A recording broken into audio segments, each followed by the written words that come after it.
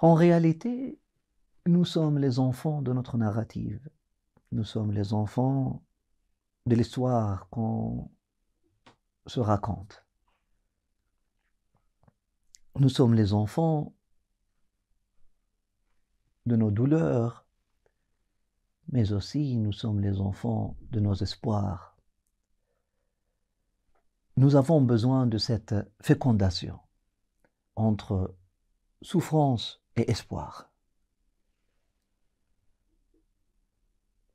pour renaître en tant qu'être humain. Les souffrances sans espoir sont stériles et vont donner naissance ou vont enfanter des êtres figés, des êtres tournés vers le passé, des êtres morts qui n'arrivent pas à vivre, qui n'arrivent pas à avancer, qui n'arrivent pas à donner. Des êtres bornés, mornés, bornés, qui ne voient que leur version de l'histoire, qui restent dans cette victimisation, qui ne veulent rien entendre que leur propre cri de douleur. Leur douleur leur rend même insensibles aux douleurs des autres. Leur peine leur rend même insensibles, ou le sentiment, le ressenti de leur peine leur rend insensible aux peines des autres. Les douleurs ne peuvent pas donner, enfanter des êtres vivants, des êtres humains, comme Dieu le veut. Maintenant, les espoirs, seuls, ne peuvent pas donner naissance à un être humain, vivant, car un être humain qui n'a que de l'espoir, qui n'a pas de douleur, ou qui... On ne peut pas imaginer un être humain sans douleur, mais on va voir comment l'être humain qui peut choisir de suivre juste une narrative d'espoir, je veux faire ça, je vais réaliser ça, je pourrais faire ça, je pourrais faire ça, il peut tomber dans l'arrogance, il peut tomber dans l'indépendance, hein, l'indépendance dans le sens négatif du terme, vouloir devenir indépendant de Dieu. Il peut tomber dans... Bien sûr, c'est une illusion, on ne peut pas devenir indépendant de Dieu, donc il peut tomber dans l'illusion, voilà le mot.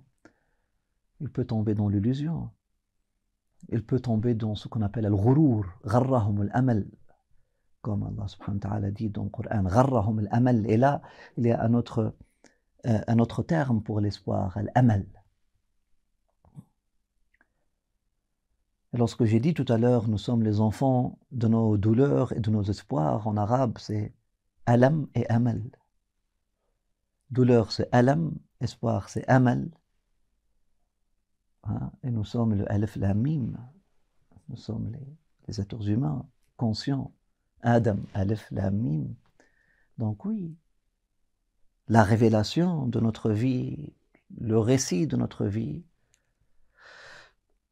si on veut un récit vivant, si nous voulons être des êtres vivants, nous avons besoin de renaître à travers une narrative de douleur et d'espoir. Douleur du passé, espoir du futur, donne un présent vivant. Juste la douleur du passé, même le présent va tomber dans le passé pour pleurer le passé.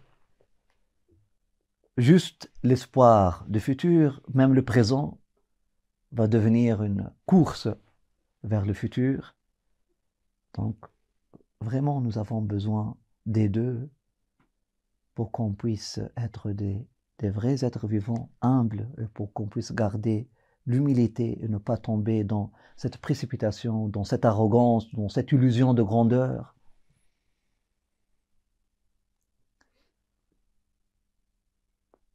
Nous avons besoin d'équilibrer nos espoirs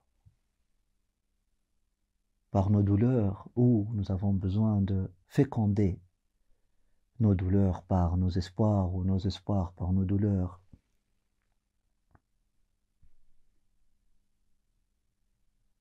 Afin qu'on puisse naître comme des êtres conscients, vivants et humbles.